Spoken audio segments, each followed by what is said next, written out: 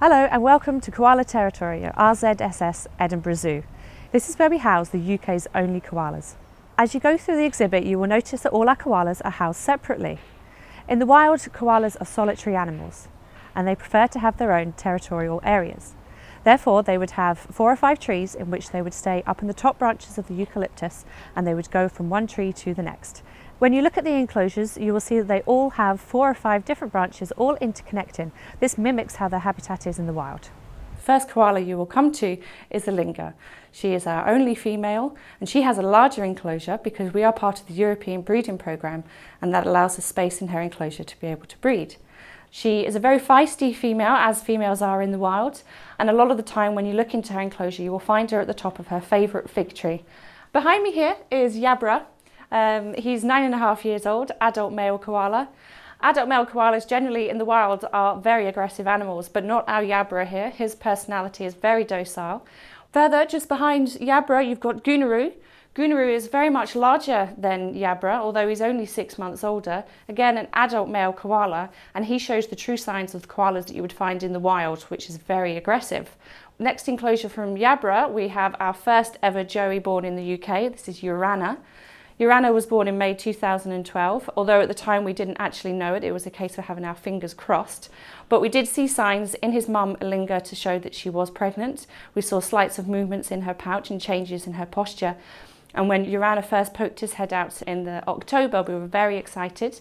First of all, we'd have a sort of a foot out or a hand out, and eventually he'd sit with his head out quite a lot. And then eventually he came out completely. And then a year ago, he's now gone into his own enclosure, and he has shown signs of being very much an adult koala now, very feisty, very much like his dad, Goo Naru. In order to monitor our koalas, we don't necessarily have to be in the enclosures, which is good for them because it means that they keep their quiet and serene environment. Therefore, we have to use our Koala Cam, which is monitored day and night, particularly in a linga's enclosure. With her coming up to the breeding season, we like to watch what she's doing 24 hours a day. In the wild, you'll find koalas living in forests of eucalyptus. Now, eucalyptus is a very difficult plant to eat. It contains a lot of toxins. And the koalas have amazingly developed this fantastic digestive system which enables them to be able to eat only eucalyptus. Here at Edinburgh Zoo, we supply 5 different types of eucalyptus for the koalas every single day. And we have to make sure that we know our species of eucalyptus because some of them are more toxic than others.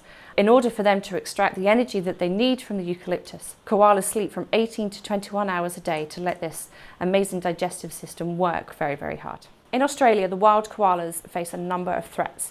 Their biggest threat is unfortunately the forest fires that you may have heard about on the news. Eucalyptus is very flammable, so unfortunately a lot of their habitat is becoming smaller. And although the koalas themselves are protected, the eucalyptus forests aren't. When you visit Edinburgh Zoo and support the RZSS, you are helping to contribute to a number of conservation programmes which we support. In the case of the koalas, it's a species support programme, and this is run by San Diego Zoo. For more information on the species support programme and our koalas here at RZSS Edinburgh Zoo, please visit our website.